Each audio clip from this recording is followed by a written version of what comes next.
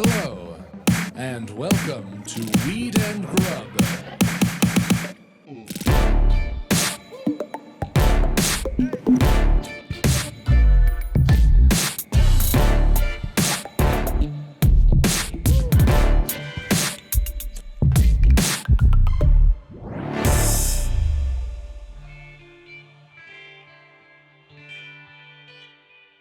You're looking at a cannabis consultant, Mike.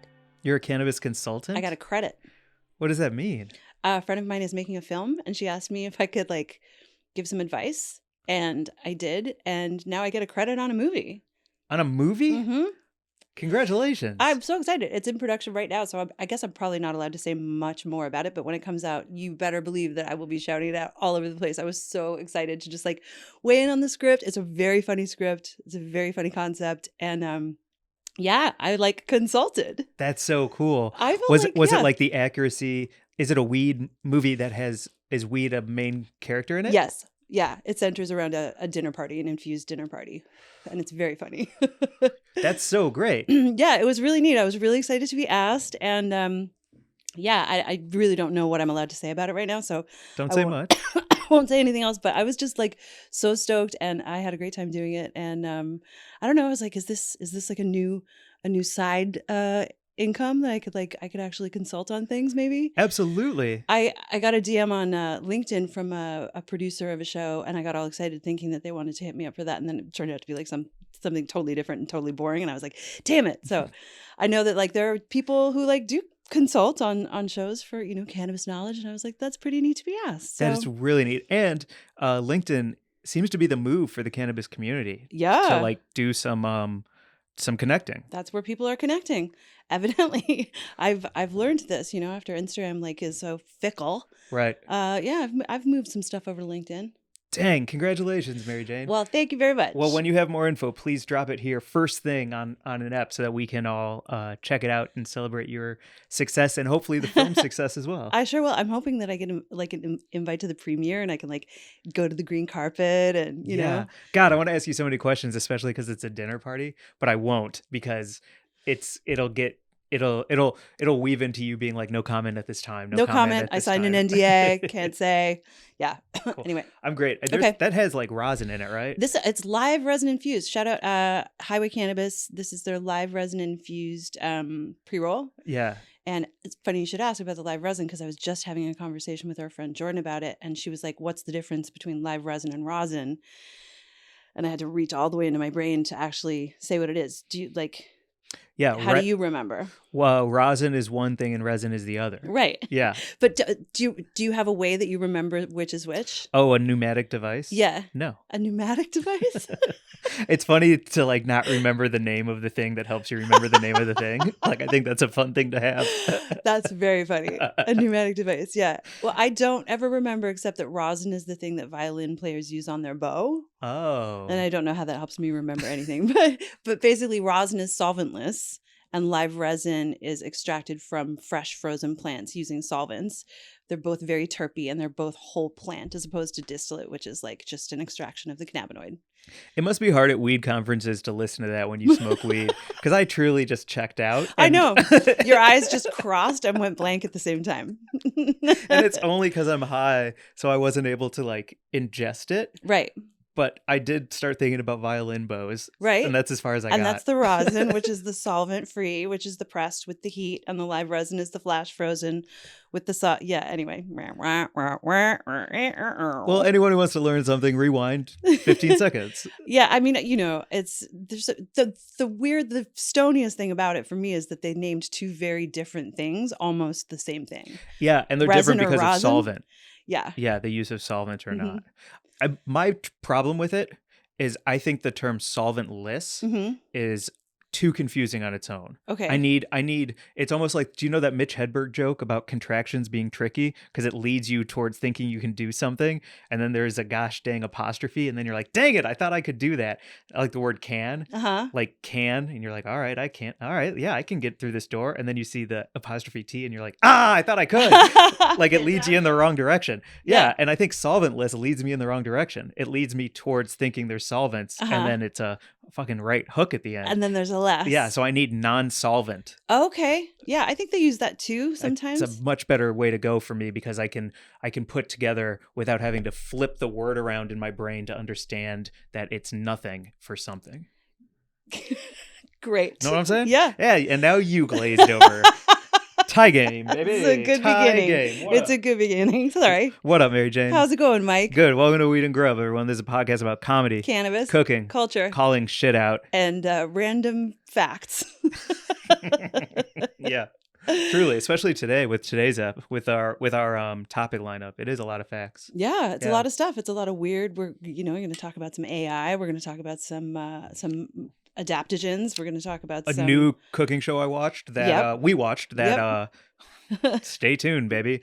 Yeah, and also there was something else that we will get to. A little bit of foreshadowing. Got a lot of letters about last week's episode. Thank you for writing to us. 1, thank you for listening. 2, thank you for wanting to write and share your opinion, mostly with me. And I will get into that probably after the ad break. Okay. Yeah. Cool. I'm excited to chat about it with you. It was a spicy meatball for anyone who didn't hear last week. We got into it and then we heard from people, and that's fucking the coolest thing ever. It's like, provocative conversations leading to people wanting to be in touch with us about it. Yes. Love that. Everything. Well, why don't we start with one of my favorite topics of this week, because we laughed so fucking hard about it, was the show. The new show on Hulu? Oh, I just stepped on you saying it. Please say it again. I'm so sorry. Wall of Chefs, which is really just tiers of nobodies that we've heard of. It's not really a wall. It's like a bunch of people on risers. May I try and give a synopsis and I'll try and make it sound exciting? Please do. 3 home cooks in Canada do 3 levels of contest. Each level, it's like just cook your heart out, main course using ingredients that you don't expect, and then a dessert course. And each of those courses, one of those home cooks is eliminated by one of the walls of chefs. And it's 12 chefs, not even in a wall. Not a wall. This is not a wall. It's not a wall. It's a Canadian wall, I guess. And I'm Canadian, so I can, poke some fun at my fellow country people. 12 chefs. Maybe they're celebrities in Canada. Maybe. A couple of them I recognize because they've made their way here to America. But for the most part, it's like 12 chefs in chairs. Yeah, on risers. On risers. Behind like some sort of like shoddy set design that's, sort of approximating something. Yeah, and I don't want to talk shit about the chefs or their restaurants, because anyone who owns a restaurant is keeping people employed for it. But I will say, you can see the story producer saying, tell them how nervous you are to cook in front of so-and-so from Riverboat Casino Crab Leg Shop. And they're like, oh, sitting there across from Mark from Riverboat Crab Legs, I'm freaking out that my lasagna is not going to come out on time. And I'm like, ugh, and you're a bad cook. Well, what I did enjoy about it, besides like poking so much fun at it with you and laughing so fucking hard, was that like the contestants are uniformly also, it's a very Canadian show. Like the first guy was like, from Moose Jaw or something. And he talked about cooking moose. And he's like, you have to kind of lead people down the path to eating moose. So first you're going to need to make them something like bison, Yeah. Oh, something that whets the appetite and sets the table. You got to do a progression toward moose. I like moose meat, by the way. Have you ever had moose? I don't know. I ordered a moose burger once. Ooh. But I'm not sold that it was a moose burger. I'd much rather say that I've had a steak or like actual moose meat and not something ground. I've never eaten moose meat as a steak. You always grind it. You do? Yeah, it's so gamey. You need to like put it in a stew or braise it or like make a burger. I wouldn't say that a moose steak would be any good, I don't think. Oh, okay. Well, then I've had it possibly in burger form. Were you in Alaska? No, this was up where Twilight happened. Oh, in Washington. Yeah. Okay. That night we went to Forks, and we went to that sports bar. That's right. And I ordered a moose burger there. Huh. And everyone was playing pool and hammered. They were super hammered, and there was a lot of meth going on. Yeah. Yeah, you can drink all night on meth, huh? Oh, yeah. Oh, yeah. Oh, yeah. Yeah, sure can. Yeah. Anyway, Wall of Chefs. Yes. It's on Hulu. Yes. There's like 2 seasons, 12 episodes each. So if you just want something How in are the there 2 background, seasons? I know, yo. How? We need to move to Mark, we're going to Canada and we're Let- pitching TV shows. Yeah, we're gonna all move to Vancouver. Come on. Yeah, Mark's like, I'm in. Let's go. Wall of chefs. We put chefs in chairs and have home cooks who don't have many skills, But they're so nice. but they're so nice for $10,000. Yes, a big prize that everyone's so excited about. I mean, $10,000 is nothing to sneeze at, but It's true. ooh, anyway, it's a very sweet. I think what I love about it, like there was another show that was sort of a fashion show that was made in Canada, and I watched all of the episodes because I miss home and I miss the way they sound. I miss the way like Canadian TV sounds in my ears. And even though it was just like a really not a good show and they had Yeah. no budget, I was just like, they're so nice and everyone's just so like gung-ho about everything and everyone's like very pro everyone winning and it just feels really good. It's like an antidote to some, other reality TV that hurts me. Okay, I can go down that road You with know, you. it's I nice. can say, yeah. So okay, here's my American my war hungry Americanism coming out Oh, wow. because I love Chopped, Yes. but Chopped is like the kind of show where it's like we take people who need way more than $10,000 and we dangle it in front of them, but they forgot their kale chips, so they are chopped. Fucking out of here. Get out of here. And then you have Wall of Chefs, which is like, we're gonna give it a shot and have a good time. Yeah. And if I win, I win. If not, what an experience, And they're truly serving like all of the food is just like raw and like crazy. There was one chef or cook, sorry, who served like diced mango, and we were laughing so hard because we were like, what does she like throw it in the air and chop it with her hands? It just looks crazy. And then they're serving it to this wall of chefs who are so like constructively critical, barely critical. Barely critical. Like it was all the food looked crazy. It was great. It is great. It's just And really nice. I had a little secret thing to share with you about Wall of Chefs. Oh. Because I had it on in the background last night while I was hanging out and Okay. reading a book Uh-huh. about cooking. Guess what else is on Hulu besides Wall of Chefs? Oh, what? Wall of Bakers. No. Yeah. Is it also a Canadian show? You bet. Oh, yeah. It'd be really weird if it was like not. It was just some totally other disconnected show. I mean, the dream, like, we have a guest coming up in February. Yes. It's a pre-recording, but they were talking about how the dream is to syndicate, right? Yes. And so, like, the idea of Wall of Chefs India, Wall of Chefs, like, Yeah. those broad concept shows. I'm sure they were hoping that it would go worldwide 100% walls. Which is, again, chairs on tiers. Chairs on tiers on risers. Yeah, with bad sat deck. But oh my God, Wall of Bakers must be even more fucking excruciating to watch. Like just so, oh yeah, is your bread rising? Oh, okay. I don't know why I'm doing a Minnesotan accent. That is not a Canadian accent. I'm so sorry to anyone from Canada who ever listens. I've forgotten how to do, because where I'm from, it doesn't have that accent at all. That sort of like stereotypical I don't know what you're talking about. Canadian accent doesn't exist where I'm from. So when I do it terribly because it was never my thing. Do a Canadian accent. That's what I'm saying. I can't really. Oh, okay. Yeah, like if you really want to hear Hollywood Squares of Chefs, yes, exactly. That's a good idea. Exactly. I can't do a Canadian accent. Okay. I can sort of like approximate. Like the thing that I do sort of like when I tune in to hear Canadian radio, sometimes I listen to, the thing that I really notice is that their vowels are really round and then the things that are flat are really flat. Like they say pasta. Like, oh, he's making a bowl of pasta over there. Like that's the sort of Canadianisms are like very round vowels. And then the flatter ones Pasta. are the other vowels. So if you were to do a This is Minnesota, my stone description of a Canadian accent. Sorry. I was trying to like kind of just move on from it because Yeah, I was like, what? Nope. We can move on. Let's go. Pasta. And then how would you do a Minnesota pasta? I don't know. Pasta? What is a Minnesota pasta? Pasta? No, they probably say pasta in Minnesota. Pasta. Anyone in Minnesota can write in and let us know. Do you say pasta or pasta? Yeah, hit us with some mnemonic spelling. Yeah, mnemonic. Mnemonic? Phenonic. Silly one. It Going is. from a very spicy one to a very silly one. It's a weed and grub, everyone. You never know what you're gonna get. Yeah. Life is like a box of weed and grub. Do you want to talk about The Last of Us? Ooh. Or are we just gonna keep talking about TV? Because I also wanted to talk about Prey and how fucking awesome that movie is an enter in the Predator franchise. Oh, well, they tie together. So Mhm. let's do Last of Us first of us Okay. because episode 2 just dropped on HBO Max yesterday. I Yeah, I'm so believe. excited to see it because Yeah, episode same. 1 was a fucking doozy.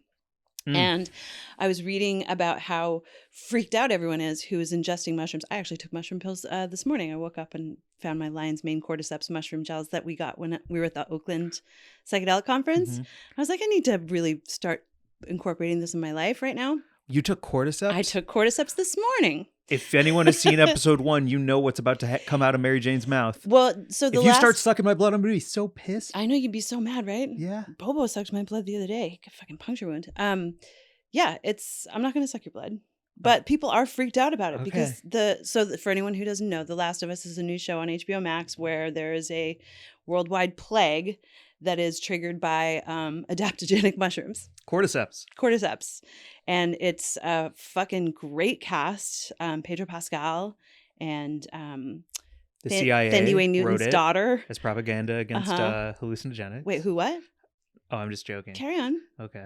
I think I know it started as a video game, but I do think it's interesting that as things like mushrooms, cannabis, as all of these plants come online as possible federal regulation, a horror show on HBO Max comes out showing the dangers and the murderous aspects of plants. Maybe it's the weed in me. Makes a lot of sense to me when that kind of propaganda drops. Yeah, right. You're not trusting it. I'm not where it's trusting coming it. from, the origins. Exactly. Follow it to the source. Yo. It's so funny that you say that because I just pulled up this story that was published on Jezebel about the show, and the headline says, "Should we be concerned?" And it basically says that people are so cordyceps mushroom is the villain of the show. And it's totally freaking people out because they're asking, okay, I woke up, this is a quote from the article. I woke up the morning after watching the first episode and Googled, should we stop eating cordyceps? Where's Big Mushroom in all this? You know, the Got Milk people wouldn't stand for an HBO show about a dairy field apocalypse. Oh, yo, there we go. Yes. Yeah, just, it's really, it's got people talking. It's a great show. It's like fucking freaky. I mean, I love zombie stuff. I don't love a lot of horror. I'm too squeamish for it. But for some reason, zombie stuff doesn't freak me out as much because it's so unreal. It's like it would just never happen. I'm not actually scared of it really happening. Like a guy in the closet with a knife, I can't. Vampires, zombies, werewolves, all that kind of stuff, I'm good. And this is so effective. They're so terrifying. It's terrifying. It's terrifying. Yeah. When the first person, you see them open their mouth and you see the sort of mushroom tendrils. And that's not a spoiler because it happens relatively early on. La, la, la, la, la. Yeah. It's so scary. It is imprinted in my brain, that scene. Because every time it's brought up, I immediately flash to that scene. So effective. Well done. Very good. Check it out if you can. Yep. But take mushrooms while you do it so that we can, damn the man. Yeah. I put him in my system today because I was like, what are we doing? I got to support the cordyceps movement. We're both cross-legged because we're so sore. I'm so stiff. You're really microdosing and you're hiking while microdosing. I'm hiking. Yeah, it's the best. January is a fucking weird month full of weird energy. And so the best thing that I can do for myself is get outside and move my body and get all of the energy flowing. Yeah. And microdosing has been really helpful. While hiking? I've been doing it with a friend and it's been freaking awesome. And so you microdose at the beginning of the hike. And then when you get to the pinnacle, you smoke a joint for the way back down. Oh, that's awesome. Because I don't like smoking before I have to climb a hill. But then when I get to the top of the hill and the rest is downhill, it's perfect. Yeah, if you go uphill high, it feels like mud. Yeah. Totally. Yeah, like yesterday we did the same. We smoked a joint at the summit of Mount Baldy or whatever it was called. Mount Penis. Mount Penis? I don't know what it was called. Call it Mount Penis? Okay. Sure. Sure. We climbed Mount Penis and we smoked a joint and then we walked down the other side and it was great, but I am sore. Yeah. Why does that make me laugh so much? Because you're saying penis. Yeah, it's so funny. Or you're making me say penis. That's even funnier. Mm-hmm. There you go. You have to say vagina 3 times now. Oh, well, what if? Well, what if a vagina appears all of a sudden? Uh-huh. If you say vagina 3 times, will one show up? Yep. I mean, there's one in this room right now. Did you know that?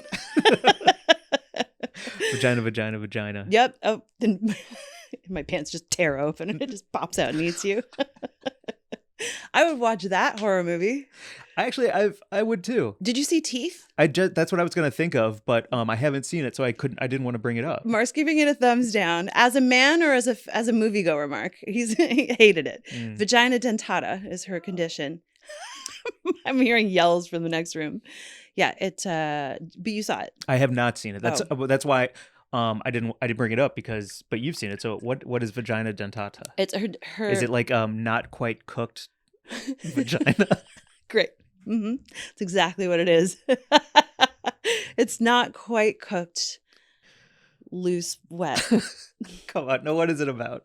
It's her vagina develops a set of teeth, and that's why it's called teeth, and Yeah. it bites off boys' penises. I would absolutely like to see that. I think it'll be It was groin grabbing, but it sounds like the fact that I've heard of it means that it's very effective. very exactly like Yeah. the concept. I actually don't remember, and Mark gave such a thumbs down that maybe it was actually a bad movie, but I don't really remember. I just do remember like kind of like any of those proto-feminist films where you're like, as a woman, you're like, fuck yeah, Yeah. even if you didn't like. I didn't love Promising Young Woman. I didn't enjoy it as a film, but also just because of how it was made and the entire message. Scary as fuck. Yeah, Mark says scary as Yeah. fuck. The climax of that one was poof, memorable. Wow, what I learned from it was that you could schedule sending a text from the climax of that movie. That's what we laughed at so hard, remember? We were like, are we terrible because our fucking takeaway from this is that you can schedule sending a text? I didn't know you could do that. I could do emails, but I didn't know you could schedule texts. Promising Young Woman. Oh my God. No, truly. There's a film scene in about that. scheduling a text. There was I don't know. Yeah, there was a scene in that movie that I I know you don't truly want couldn't to. watch Yeah. because it was so fucking upsetting. So, very effective, but also it was funny to laugh about like, oh yeah, what we got from that was. Well, what did you think of Prey? I fucking loved it. So good. Oh my God, it was so good. And I wish that James Cameron had not made Avatar and we'd only seen Prey. Yeah, Prey should have gotten a double release. Right? Yeah, coming to a theater near you, not Avatar: The Way of Water. Instead, here's this very excellent movie made for much less with great actors and an incredible story. Yeah. Called Prey. Right. It's a Comanches Yep. in the 1700s. 1700s, Yeah. and a predator lands. Woo! And it's so fucking good. It's fucking great, man. Yeah. It's tight. It is one idea seen through to the end. There's no tropey nonsense about what you would think would be. And also everyone in it, at least based on the names, I should look it up, but I'm not going to at this point. The whole cast was indigenous of some type. Yeah, I think it's mostly a native cast. Amber Thunder was the woman who played the lead role. She was freaking amazing. Yeah. And there's bears and there's lions and there's dogs and there's fighting and there's blood and there's chaos and there's mud. It's very good. Very, very, very good. Fuck yeah, Prey. Yeah, it was perfect. Yeah. Perfect viewing experience. It's so funny. Hulu to me is such a like dark horse in the streaming world. Okay. Like I feel like Netflix and HBO Max have everything on lock, and Hulu is like some like dumb cousin who's like, wait for me. Don't diss my beautiful Law and Order SVU. That's what I'm saying. It doesn't get the shine it may very well deserve. You can't take that from me. Right. It has Prey. It has Chefs on Chairs in Tears. It has Yep. Law and Order. Yep. I don't give Hulu enough credit. You don't. You also use my login, so why are you complaining? You don't fucking pay for it. Jesus. Mark, can we cut that? Don't dude? don't come cut for that me, part? Hulu. I did share my login with one person. We'll cut that. Yeah. Well, maybe this is a good time to break for an ad. Yeah. Okay, we'll be right back. You know when you're seshing with a friend and you get that familiar feeling? You mean that feeling when all is right in the world? Well, that and also cottonmouth. Oh, yeah. When your mouth feels dry as a desert and you can't drink enough water. Yep. Well, Xylodent is here to help. Xylodent helps soothe your cottonmouth and it freshens your breath.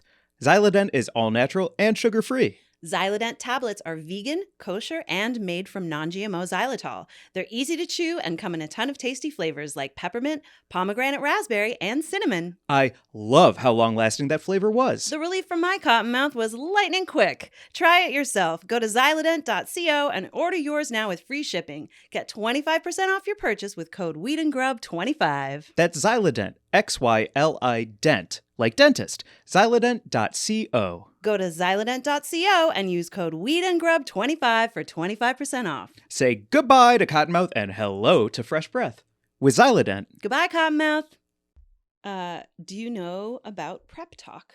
Prep talk? Like all the different talks, TikToks, there's food talk and history talk. And do you know about prep talk? I don't. I just found out about prep talk. It is doomsday preppers. Oh, I want to. That's my jam. Yeah, it kind of is my jam now too. And I was a little bit dismayed at how into it I was because I'm not a conspiracy theorist and I'm not a like I don't have that sort of survivalist mentality, but watching that shit, I kind of do now. And now that they're making shows like The Last of Us and we're all going to die in a mushroom zombie apocalypse, I You're need to learn how prepping. to fight and I need to learn how to like cure food and dry it and put it in pantries and build bombs out of baking soda, I guess. Before we get into that talk, may Mhm. I just give a quick shout out? Yes. Shout out to friend of the show, friend in real world, Joel Hadley, who is the first person I know who had a go bag. Yeah. He's the first person when COVID was like a thought and not being treated serious. He texted both of us He let with us a know. list and he was Yep. like, "Hey guys, I've been doing some deep diving and I know I'm going to sound crazy with this, but I need you to go get these things. I need you to go get that stuff and really be safe." Cut to a week later and there's fights in Whole Foods and they're shutting it down early and we couldn't Oh, check out our it was groceries. wild. It was wild how quick. So like, yes, being a prepper, I'm here for it. Yeah, I think that's the thing is that like I've always sort of in my brain associated it with something bad for some reason. Like doing that sort of is like that sort of like doomsday scenario thinking to me has always been sort of something that I don't want to attach myself to. But I don't have a gun because I don't want to use it, right? If you don't have a gun, you're not going to use it. or I just don't want to think about the end of the world, so I'm not going to prepare for it. Is Ah. more what I'm talking about. Okay, got it. But I think, some of the people that I most respect in the world, like our friends Margie and Alan Port Townsend, they full on live off the grid. And if the world ended, I would end up at their place because they've laid in everything, but they also like grow and forage and, hunt a lot of their stuff. So like and I so respect and admire that. So I think that like I have changed my mind a little bit and I'm super into prep talk and I kind of want to like, I got this water service. I now have these 5-gallon jugs of water in my kitchen and I'm looking at those and I'm like, oh, actually that makes me feel good. I like having that on hand. What else do I need to sort of lay in so I'm feeling prepared? Yeah. Yeah. Have you been seeing TikToks that give you good tips or things that you're like, oh, that's worth considering? Or is it the stakes of the end of the world that has you sucked in? Both. Interesting. Totally both. Like I'm definitely, I think it's just such a weird 2023 is such a weird time. It does feel like things are ending in some way, right? Like I don't think the world is going to end at all, but it feels like things are coming to certain ways of life are coming to an end. And so I definitely am more cognizant of that and willing to accept that. And then also there's people are just interesting. They're doing like interesting stuff to like, keep themselves and their family provisioned if something, if the fucking power grid gets knocked out or something. Yeah. Well, we had a good laugh on that hike because the world doesn't seem to be ending, but nobody would know that. Right. Because, oh God, right. Of course. Because you told me we were we just smoked the joint. We just smoked. We were on the summit of the hike and of Mount Penis. Of Mount Penis, and two planes fly overhead and they release their chemtrails. No, I mean I just said look up because it was so they were so pink in the purpling sky as the sun was setting. It was so pretty. Yeah. And I wanted to say chemtrails, but then I joked about it and I was like, I'm not going to say chemtrails. They're jet, Right, but Yes. they are. They're Yeah. chemtrails. We can all agree. They're chemtrails. Sorry to correct you on that. And then, but being high on there and looking at them, I was like, why don't we do something with those jet streams that they release and do some kind of like patchwork quilt around the holes in the ozone? Some kind of like, I don't even know what like a Band-Aid for the sky. A Band-Aid for the sky, like and the things. And you said to me, "Oh, did you know the ozone is actually healing and we're like only a couple decades away from it being completely healed?" And I go, "What?" And you go, "Yeah." Yeah. And then I go, I was like, "Why do I know more about Andrew Tate than I do about the fucking ozone layer being healed and us making small changes to help the climate and be able to survive on Earth a bit longer?" It's so fucked. It is so fucked. I just looked it up. Hang on a second. I'm trying to pull it up on my phone. It is so fucked. And it was like I had said that I had just read about it randomly in the news in the last few weeks, but we hadn't really seen it reported anywhere. No. Earth's ozone layer on course to be healed within decades, UN report finds, is the headline. And this should just be our Grub Gazette, really. Let's do it. Yeah. The Grub Gazette is brought to you by Quinn. Quinn is dope. They have cookies like coconut dragon fruit, orange pistachio, peanut butter marshmallow, toffee Oreo, dark chocolate cappuccino. It's Delta 9 THC. So if you live in one of the states where you can't get weed legally and you don't want me to mail it to you, go to myquinn.com and use code weed and grub for 30% off. Also, I love 30% off because it's not just tax. It's not some 10% bullshit. Quinn cares. Quinn is like, I want to hook you up. I believe in my product and I want you to try it. And hopefully you'll believe in it too. 30%. Wow, nice. Go to myqwin.com, myquinn.com, and use code WINGRUB for 30% off. And thank you, Quinn, for supporting the show. So our Grubla Gazette this week. Our Grubla Gazette this week is that the Earth's ozone layer is on course to be healed within decades. A UN report finds most of the atmospheric layer that protects the planet from ultraviolet radiation is likely to be fully recovered for most of the world by 2040. I'm reading this from The Guardian. This was published on Monday, January 9th of this year. Yep, the assessment has found that it will be completely recovered by 2040, or it's on track to be, aside from the polar regions. The poles will take a little longer. The ozone layer will fully bounce back by 2045 over the Arctic and by 2066 over the Antarctic. It's been steadily improving in the wake of the 1989 Montreal Protocol, which is the protocol that eliminated the ozone-depleting chemicals like CFCs. Was there DDT involved in that at all? No, DDT was the wrestling toxin. move. Sure. Yeah. Also the one that was killing the bald eagles. The bald eagles, It was that's it. Yeah, Okay. it was a toxin that they were using in like gardening and shit. It was horrible. It was a pesticide. Sorry to interrupt with, you're reading the fucking news and I'm like, I'll take a couple stabs. Well, I actually remember writing about chlorofluorocarbons, which are known as CFCs, that were used as solvents and refrigerants that led to this protocol because I grew up in the 80s and it was like a school paper because everyone was using hairspray. The fucking canned hairspray. Like girls would go into the fucking bathroom at recess and like get that hair high. Okay, so what you make me think of is if we banned those things. We did ban those things. Or because of that ban, we eliminated 99% of them. And that was in 1989. And here we are now. Oh, what? Look, we changed our behavior for something that was destroying the climate. And then the climate is now on track to recover. Oh, what? Our behavior can actually alter what's going on? So I'm going to amend something I've been saying forever based on this new knowledge, because I used to be like, fuck my paper straws. Give me a straw. I know that poor turtle had a straw in its nose, but why paper straws are not going to save the world. It's not going to do anything. Why am I the one that's responsible instead of these huge corporations that are billowing out fucking, factory towers worth of smoke into the air and destroying our planet? And they're like, nah, you're gonna use a straw that dissolves in your mocha. And I'm like, fuck, man, why is this on mocha? Me?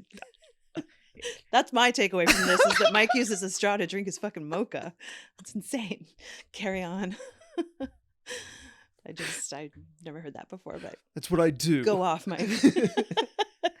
But really, paper straws might have a great positive consequence long term. Sure. Right? That's where I'm going before your takeaway, which is embarrassing to me. But what you're saying is that you once sort of felt like, you using a paper straw versus a plastic straw, number one, shouldn't be a problem. And number two, if you use the paper, it wasn't going to make a difference. And now you feel differently about that. Just based on the ozone layer being healed? Because I grew up knowing there were holes in the ozone and it was like, guys. Scary. Yeah, like, yeah. The skin? There's holes in the Earth's skin. Yes, that protects us all from the harmful ultraviolet radiation blasting at us from the fucking sun. Like we both have cuts. Yeah. And yours had a little pus in it. Yep. Yo, if the Earth gets infected from outside, viruses, that's why you have skin, to protect yourself from infection. Whoa. So the ozone's important. The ozone's very important. Yeah. And there was a big panic about it. I remember it so well because I was probably like 10, 11, 12 in school when all of this was going on. And, that's when I remember writing that paper about chlorofluorocarbons. And we are the infection, Mark says. We are. Thanks, Mark. It's true. We are the fucking infection. Yeah. We are the problem. Pussy little balls of gross greed. Ew. Yeah. I wrote one about methane. You did? Yeah. What was yours about? Cow farts ruining the ozone layer. Yes. I got an A. You did? Yeah. Good. Yeah, we were both, writing our little papers. Yeah, writing our about climate change. I hope I got an A. I think it was a good paper. Oh, I remember. Wow, so that's fucking great. The ozone is back on track. And what it was so crazy was that you said you were like, why don't they use the jet trails to make a Band-Aid in the sky to heal the ozone? And I was like, wait a second, I just read about this. And then we were both freaking out about the fact that this wasn't widely reported or a headline that either of us had really seen anywhere or that anyone was talking. Like, it's a huge deal. It's a huge deal. It's why Twitter fucking sucks. Everyone Yeah. on Twitter today is arguing about the M&Ms hiring Maya Rudolph Oh my and God. getting rid of the characters. And they like wrote this long post. M&M. I'm saying they like it's a fucking person. It's The like corporation. the corporation Right. wrote a thing that's like, we never thought that we could do damage by making the green M&M hot, and then changing her shoes would cause a ripple through culture that would be irreparable. So we're getting rid of the characters from Maya Rudolph, and everyone has a take on it, and it makes me want to die. It's Like, truly fucking it's hell, fucking man. upsetting, right? Yeah, Yeah. we're paying attention to this. We're wondering, like, is Andrew Tate still in jail? Did he get his Bugattis back? Whatever craziness that we are. Yeah, they're just keeping our brains busy, man. True The that. government is the cordyceps. Ugh. No, it's really upsetting and unfortunate because, we fucking care so much about, we should care so much about what happens to us and the fact that we're being distracted Yeah. so that we're not paying attention. And, even Greta Thunberg should be in the news yelling about this. And we're just literally reading about her fight with Andrew Tate and also getting arrested at a coal mine protest. Right. It was like, let's pay attention to shit, I guess. We should be. Well, which brings me to last week's ep. Yes. Yeah. Okay. Okay, cool. But if you listen to last week's episode, Mary Jane, you and I got in a fight because I was defending Rene Redzepi and how he runs Noma, which is now closing, and you can listen to more of it. But basically, I'll say my side. My side was like, working for assholes and rising above the toxicity will make you great, will harden your skin, will toughen you, will make you reach levels that possibly nurturing will not, because you just become like a strong, tight machine, and that can elevate you to greatness. And your take was abusive environments are not conducive to good anything, like, good learning or fostering like a creative environment or any of that stuff. Like a kitchen where people are getting screamed at is just abusive, and I don't think it like toughens you up and makes you better at anything. But we were both speaking from personal experience too. Like, yeah, you really had that experience. it's how I put my winning a gold medal with Team USA. Mhm. I put a percentage of that in having coaches Scream at you. scream at me Mhm. all the fucking time in front of the other players. And then you can't let your team down, and you have to step up. And when you do step up, you feel electric because Right. that weight on your shoulders you carried, and then you showed your team that they can trust you, and that makes you as a team stronger. Even if the coach is the enemy, Mhm. the team is stronger for it. So that's where I was coming from. We got a lot of letters. Yep. One in particular, I just wanted to touch on a couple things on. Yeah, great. Because this is like, I'll say a letter like from the heart. I'm just going to say their first name. Yeah. And we can leave it at that. Mhm. Thank you for this letter, Marvin. And I'd like to just go over a couple of things and then stop me Sure. anywhere you'd It like. was really cool to get such a like thoughtful letter, and really like so much to read through there. So yes, I'm here to go along with you. Okay. Some of this I'm going to omit because I didn't reach out beforehand to say how many Home address. specifics I can say, What's your social but security basically number? Marvin wrote to just say like, they 100% agree with you, Mary Jane, and 100% disagree with me. And they work in a high stress, low income clinic for 14 years now. And in those 14 years working under incredibly hard circumstances, they wanted to break down a couple of points that I made that Marvin felt were misguided on my part. Mm-hmm. And then he really broke it down, point by point. It's super thoughtful. So one of them was that abusive behavior leads to greatness. And what they said was it will elicit a level of change, but being supportive and collaborative is more productive in getting someone to reach their highest potential, because shame and humiliation may make them stuck in between two lines because they don't want to get in trouble anymore. So now you just become a worker bee instead of a greater evolution of self. Mm-hmm. And I thought that was a really interesting point that I can understand. Yeah, that, yeah, it can definitely stifle you, I think. Yeah. For sure. Putting people on blast. Mm-hmm. This one I completely agree with Marvin on. I was fucking wrong. You were right as well. Time stamp that. And it's because So what we were saying was, like, you were saying this should have been handled privately for like Redzepi to have an altercation with a worker. Why should he be called out for it on social media? And I was like, a culture of silence enables abuses. Yeah. And I think to Marvin's point, if I'm reading it correctly, he publicly humiliated that person when he yelled at them in front of the entire restaurant. Yes. And so if you were to like zoom out from that, well, Rene Redzepi is the fucking leader. He's the face of all of it. So he should be publicly humiliated as well and held accountable for those Or actions. not necessarily humiliated, but yeah, just but like held accountable Sure. in the public, because I'm Yeah. saying that should have been handled privately. He shouldn't have been put on blast. right. But she was put on blast in front of everybody else. So I'm double standarding what I say on that. So that one I'm like, yeah, really good point. Okay. Yeah. And then there was getting opportunities. So one thing that Marvin said is like it's so important to like learn critical skills, but then by supportive growth, everybody in his workplace that has wanted to has gone on to bigger and greater things. Mm-hmm. And so like working with Marvin and the environment he creates or they create leads towards successes and people like branching out from maybe under his umbrella into bigger and better successes themselves. Yeah. So he's a testament to everything that you're saying, and it goes against everything I'm not. And he called out how, yeah, probably in that Noma documentary where it's like, well, she rose to the occasion. That's the right. one They fucking highlighted time. the woman who rose to the who rose through the ranks and is doing great, and was like, well, there are a whole lot of them who didn't have that experience. Yeah. Yeah. And then the last one that I'll touch on with it is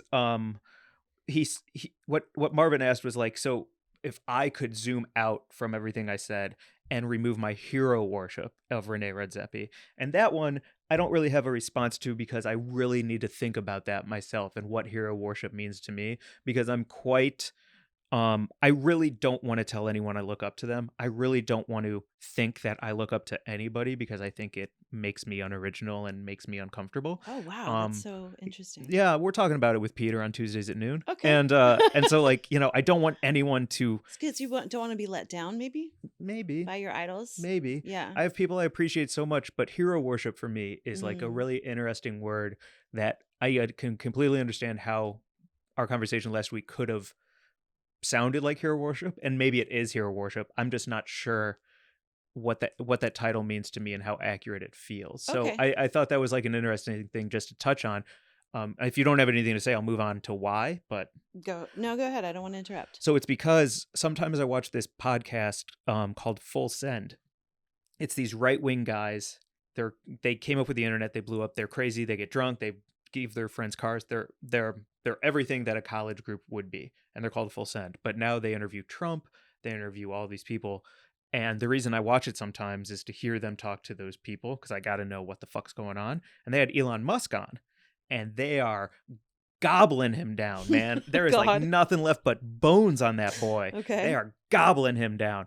And the one thing Elon said as they were worshiping him, he was like, all of you should have kids. You're in your 20s. You have to have kids. We have a population problem. And they're like, oh, what do you mean? I thought that we have too many people. And he's like, no, if you look at the amount of diapers being bought for adults to kids, and there's nobody, and he's spouting all these facts, and at the end of it he's like, we need more people and more population than ever. And the first thing I thought was, oh, so that you can have slaves to work on Mars to like create things for all the rich people. Like that was my first thought. I was just like, oh, there's like, the economy is so crazy, the minimum wage is so low, like if you have a kid and you're trying to work and go to school, it's an impossible task. You are in like, there's no structure that's going to help you rise above. And that's what he wants. He wants a ton of people who have a bunch of kids. But how is this connecting to hero worship? Because like they were like, yeah, okay, we should have kids. Let's all have kids. Like without any critical thinking of like what his actual intention may be. And I'm like, Mars slaves. He wants Mars slaves. That's what Elon wants, is fucking slaves on Mars to build things for rich people. And that's the only way to get paid. You and Bezos are pieces of shit. Like that's my first thought. Yeah. And so reading the Rene Redzepi thing and thinking about like, am I defending this chef through hero worship, and I'm as culpable as that podcast who was gobbling down Elon Musk. Okay. It's very interesting when I don't worship someone like Elon, and so I'm immediately like, bullshit slaves. Right. You know what I mean? Yep. Yeah. Very, very interesting. So much to think through there. Yeah, I don't even know where to start. Are you saying that you don't have people you admire or look up to or mentors or like? I would never say it out loud. Really? Yeah. You wouldn't say that someone was your mentor? No. Well, I've never really had one. Okay. I think I've probably always secretly maybe wanted one. I feel like I can prove you wrong with people we've even had on the podcast. Like, No, man, I would never say it out loud. Tom Ruger? Nah, I don't want anyone to think Hero. that I don't want Come anyone to think on. that, man. It changes my status to something that I'm not comfortable with. Wow. Yeah, that's real. Peter Tuesdays at noon and you, huh? Working through that one. It's true. So interesting. I Yeah. admire so many people and look up to so many people. I don't think I have anyone that I would consider a mentor, but I'm yeah, I Saying feel like I- I'm the opposite of you with that. That's I so don't know. interesting. Okay. Saying that I look up to someone or someone saying they're proud of me make my skin crawl. Whoa. Yeah, You don't want me to ever say that I'm proud of you. Please don't. The words feel like you're tousling my hair. That is so interesting. That is so interesting. Yeah, truly. You feel belittled or sort of like like Adolescence? condescended to. Okay, it makes you feel like I'm infantilizing you. Yes. That's what you're saying. Yeah.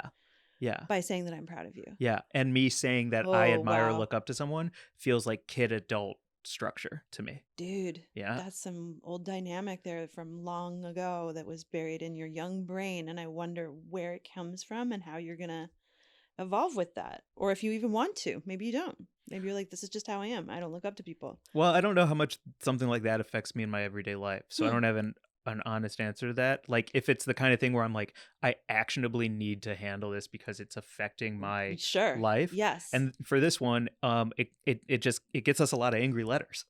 I mean, You I know? hope that you're willing to like keep talking through this because I totally disagree with you. I think you do look up to people. Maybe you just don't want to hear it or say it or talk about it, but internally you absolutely do. In my estimation of you, that is how I feel. That is how I perceive you. Yeah. Is that I think you really do look up to people, but that you just can't admit it because it's some weird sign of weakness. I think it is weakness. And admitting it is also weakness. You're 100. I do Wow. agree. Well, Marvin stirred the pot with that letter. So thank you so much for writing in. It was very thoughtful. And also thank you for saying that you support some of what I said. And it was a cool letter for us to sit down and sort of like read together and talk through. So I Yeah. thought that was really neat. And I would love to keep talking with you more about all of this as you like, I don't know, we're both in therapy. I mean, we both unpack a lot with our therapists. So Yeah, but I think I'm winning. you're winning at therapy? Yeah. Cool. I think I'm ahead. You do text me occasionally that you just had therapy and you're healed, which Yeah. I always think is very funny. It's just fun to like pretend you walk out of there and you're like, Ah. I think I'm good. Yep. Well, my awesome therapist in our last session, I cried a lot. I had a lot of January tears. And at the end of it, she said, you know my dream for you, right? And I was like, oh, my therapist has a dream for me. And I was like, no, please tell me. And she was like, it's the ketamine protocol. And she reminded me that I was going to start this in the fall. And then I just got, time happened or whatever. But anyway, so I'm going to start.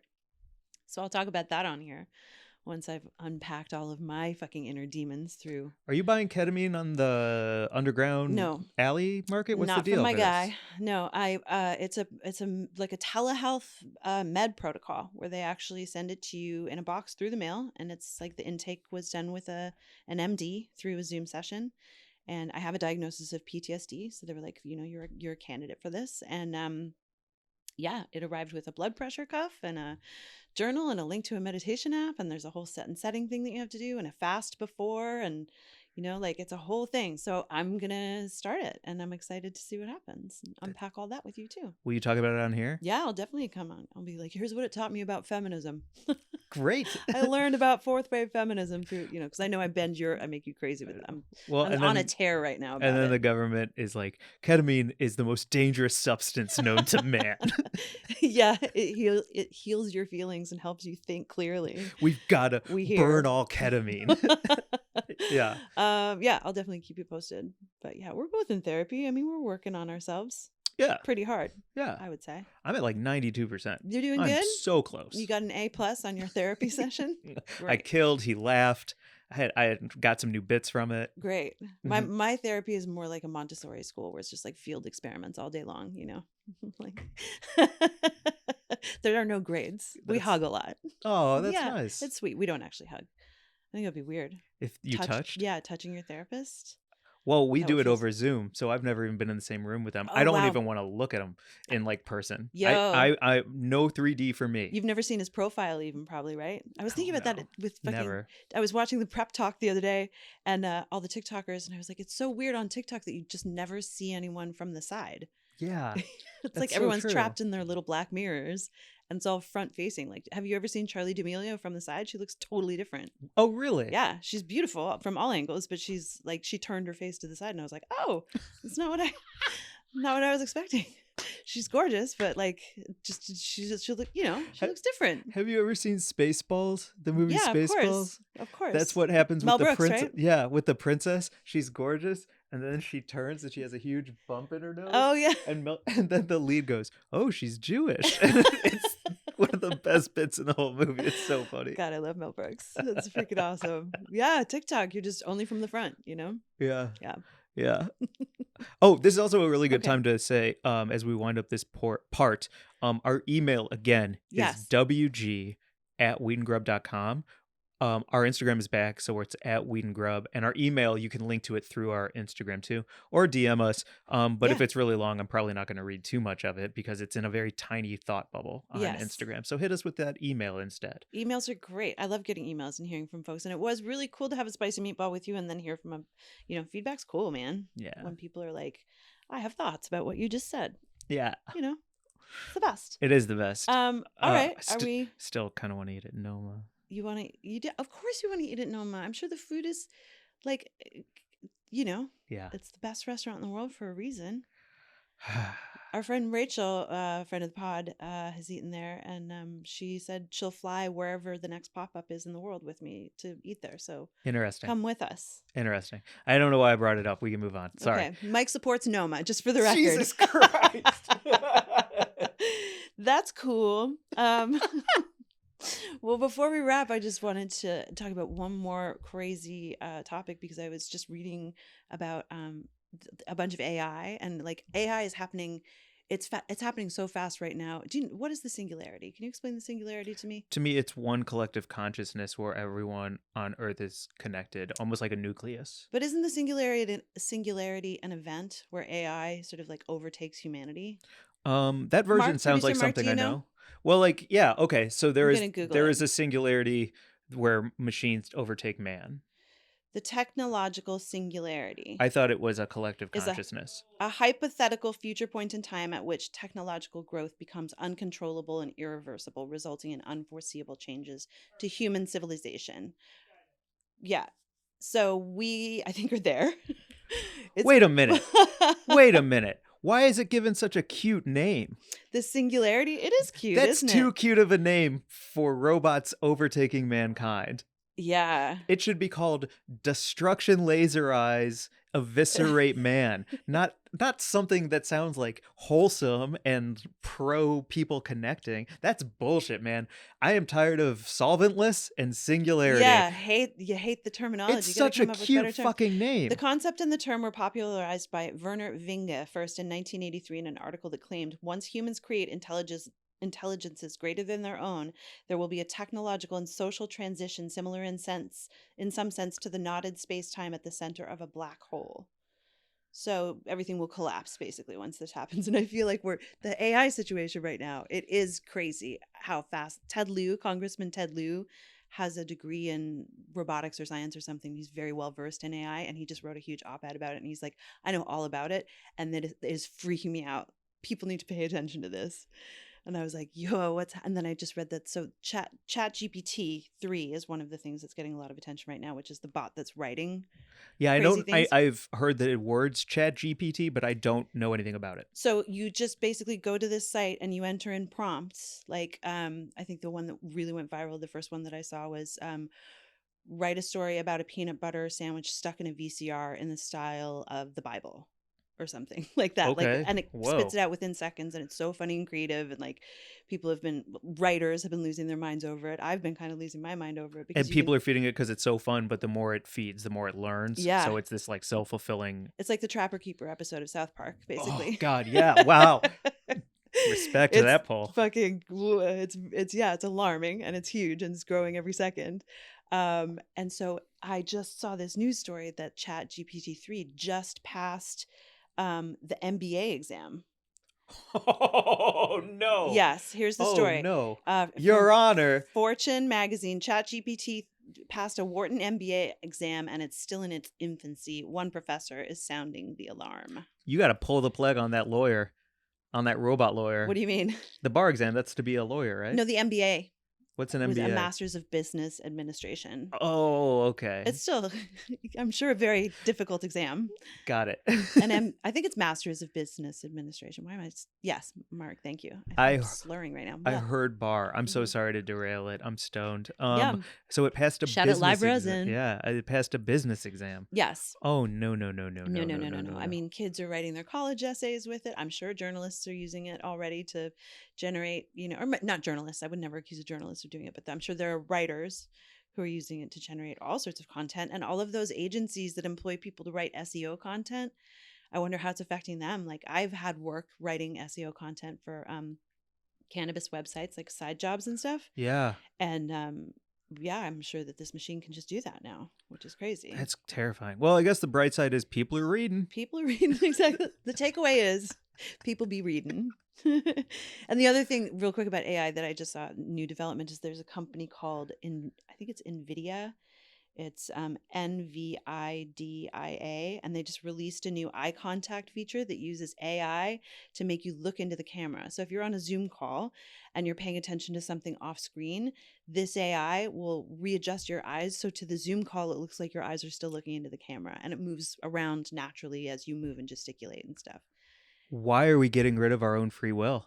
Yeah, I mean, eye contact. It's making your eyes do things. It's making you have eye contact. Yeah. It's crazy. Why are we giving that power to anything except ourselves? Well, you know what? I don't, I'm the one thing that I'm not worried about is that AI can't podcast yet.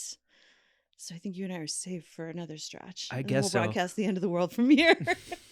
That's such a bummer. Yeah. Well, I think too, if I were to think of like recipe development, and how you have to just start with maybe like a basic recipe, like a broth, and then from that broth being beta, you can create your own type of stock from that foundation. So it's like if eye contact is the first thing, and it doesn't matter the color of your skin, the shape of your head, the color of your eyes, the type of technology you're looking through the screen, because some people have different scales of iPhone, but it can make you have fucking eye contact. Well, then next is the mouth, and next is the nose, and next is the whole fucking face. And now we don't have any like privacy to our own looks and features and how we want to be presented in the world. Like, that's where I go with stuff like that. Is losing control to the AI. Yeah. Yeah, for sure. Yeah. Like the idea that I have to look at the camera through this technology is upsetting. Well, I don't think it's a have to. I think people would use it in order to sort of like get away with looking off screen or like not paying attention during like a boring work meeting, and this thing will still have your eyeballs looking into the camera. Yeah, well, you know my how understanding. Fuck that, man, because you know how like it's just a fun prank online starts, and then it low key happens to be some nefarious way that people are stealing your data, like whether it's TikTok or AI art, where everyone's like, "Oh, I look like an ogre who's hot," and then it turns out that they're stealing all of your data, or how there's now what was that other thing, and it turned out that it was all surveillance. Old, that thing that makes you look old, that app that came out that everyone was using on Instagram, where you take your face and then it makes you look old. They are using AI. Yeah. And so then everyone's like, this is what I look like at 80 or whatever. And then it turns out that was being used for surveillance cameras to be able to facially identify you and identify features across the board for surveillance to be amplified. And for that, so basically we sign up for some fun fucking prank, like I don't want to look at my Zoom meeting, and then it low-key turns out that we're doing the work for like us losing our rights. Robot overlords. And the corporations that own them. Fucking Blade Runner. Stop it with the FOMO. You don't have FOMO. Don't be involved with this stuff. Fight against it. That's why everyone was like, ugh, I did the AI art thing. I know I shouldn't, and I know it's bad, but I couldn't help it. I just needed to see what I looked like as a sexy space elf. I have no sympathy for that. Speaking of surveillance, I know we have to wrap, but did you see that the NYPD was filming everyone coming out of the Drake concert at the Apollo the other night? No. Holy fuck. I saw a video. There's just a cop posted up in front of the Apollo with a low key, but holding it in front of him, camera, just filming everyone exiting the Drake concert. What was the reasoning? Fucking NYPD under Eric Adams is fucking surveilling concerts now, I guess. Yo. Fucked up. Yeah, if you live in New York and you have anything to say about that, like, get at us.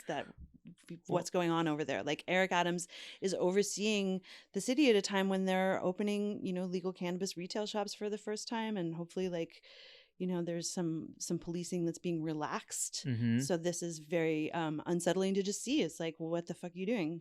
So, okay. So I know we do have to wrap, but I'm going to ask you a question for next time too. Okay. Where do you stand on maybe that being presented as a preventative measure? Oh, absolutely. That's, I'm sure, how he presents it. That's how they always present it. Right. So Yeah. it's for your safety. It's for your safety. That's why we have all the surveillance in the first place. Are you It's for our pro own or good. con that? Totally against it. I'm You are. totally against surveillance. Yeah, absolutely. Like, I understand businesses using surveillance cameras and stuff, but when it comes to like the police force surveilling people exiting a concert or like showing up at a protest, recording people, protesters, all that kind of stuff. Yeah, anti. That's obviously. disgusting. Yeah, fucking gross, right? Yeah. Ugh. Anyway, we're all gonna have to wear V for Vendetta masks at the Drake concert starting now. That's the thing. You know? Is like, but maybe we'll all go back to wearing masks in public. It's gonna be crazy. This has been a very sort of like, I've had a great time with you on this episode, but it also has been very like doomsday-y. The Last of Us, man, caught me. The Last of Us. It caught me. Prep talk. Yeah, watching Predator movies. What am I gonna watch tonight? Oh, I do have one last recommendation for an amazing movie that is not about anything doomsday, and it's so good. It's called Drop. The Drop. It's on Hulu. This whole episode has been an ad for Hulu. I can't believe it. It's on Hulu. It stars Anna Konkle, who was one half of Pen 15. Brilliant. And a fucking amazing cast, and it's just so good. I don't want to say too much about it, but it's basically like this group of friends who get together for a wedding in the friend group, and one of the first things that happens is a baby gets dropped. Oh my god. And Oh it's my god. fucking amazing. It's a great premise. It's so well filmed. It's filmed as like high drama, very fucking funny. Amazing movie, The Drop, on Hulu. Check it out. That sounds great. Eat an edible like I did and have a great time. Heck yeah. And if you can use her account, highly recommend it. Yeah. It's, I'm not gonna give my you always give your login out, and I'm like, you're asking for it, man. You say it at your live shows. You're like, and my phone number is. I'm like, oh man. 314. Yeah. Quick cream corner. Yep. Gochujang and sour cream mixed together. Hell yes, you taught me this. I've been shopping at Trader Joe's recently. I'd like to go somewhere local. Maybe I will soon. But they have gochujang and sour cream both on sale right now, and I mix the two together. Used it on a breakfast burrito. Used it on a grilled cheese. Used it on a big chicken club. Gochujang mixed with sour cream, man. Yeah. For the win. Have you tried it with other creamy bases, like a yogurt or like a Greek yogurt would be great. Yeah, like a labna? A labna would be great. Mm-hmm. Ooh, yeah, and we're getting into those summertime feels where you want the zest and the sweet and the tart. It's January. Yeah, it's cold. Mike, we're getting in the summertime. Man, sometimes in September you say it's winter, and in January you say it's summer. Do you truly have no concept of seasons? I know we live in LA, but it's like 50 degrees out right now, which is cold for here. The less facts I know, the better off. It gets dark I at 5 am. o'clock. What do you think? This is summer. Fucking lunatic. Oh my God. You want to get to Buzz of the Week? I do. And the gochujang sour cream was delicious. Thank you. Thank you for that awesome lunch. My Bud of the Week is actually not online. So would you like to go first or second? You go first. My Bud of the Week this week is my grandma, Sally. She turned 91 years old. And I love her so fucking much. She is just like the queen goddamn bee. She's always like, Michael, what are you doing? What's going on? Will you do your impression? Oh, Michael. Yeah. I just love you so much. She's great. Michael, did you go to that show? It looked good. She just gets me and I get her. And I think she just absolutely rocks. So happy birthday, Grams. I love you so much. Happy 91st. And yeah, you're just it for me and my fam. When I met her, she struck me as all of the like old words that you would use to describe a gal of that time. Like, she's a real pistol. She is a pistol. She's like a real card. Yes. Like, she's a real crack up, you know? Yeah. It's funny you say that because I have some really great pics of her from that era, and she's just a smoke show. Wearing like that slinky dress and that feather hat and the gloves. You know what I mean? Awesome. Yeah. Man, if you can grab one of those, I'd love to put it on our grid for this episode. Oh, I will. I'll grab it. That would be amazing. Okay, cool. Awesome. My Bud of the Week is Tema, our friend Tema Sall. Go check out our app with Tema. It was a great time. And Tema was just nominated by the Los Angeles Background Actors Awards for Best Female Stand-In for her work on Abbott Elementary. Congrats. It's fucking cool. She posted this really great thing about it on Instagram. And she's just like, we went to tour the Warner Brothers studio lot, and I saw the set for Abbott Elementary. And I was like, we know someone who works there. That's fucking cool. She's just doing so great. I'm so stoked for her. So congrats, Tema. And she's at Tema Sall on Instagram for all of her comedy and performance fun. That's so great. So great. Nice. Not as much arguing this time. Not so much arguing. I showed up determined to smoke a joint and have a good time with you. So set, the setting and the set, the intention. Yeah. Have a good time. Yeah. Maybe I'll exercise before the pod from now on. Yeah. Maybe I'll go sweat some of that out. I feel like you and I should do a friendly hike every Sunday where we smoke a joint and we laugh about like sky band-aids before we record. Deal. Okay. I'll even shake on that when we're done. Thank you all for tuning in. Again, hit us up at Weed and Grub on Instagram. Our TikTok is Mike and Mary Jane. It's doing quite well. We just started, but it's already popping off. I'm so stoked. We're also on YouTube. We just started that, but we broke 300 subscribers, Woohoo. which when you start at 0 and it's very recent, means the world as well. And our email again is wg@weedandgrub.com. Leave a review on Spotify. Leave a review on iTunes. Please. Leave a review with a friend by telling a friend. Yep.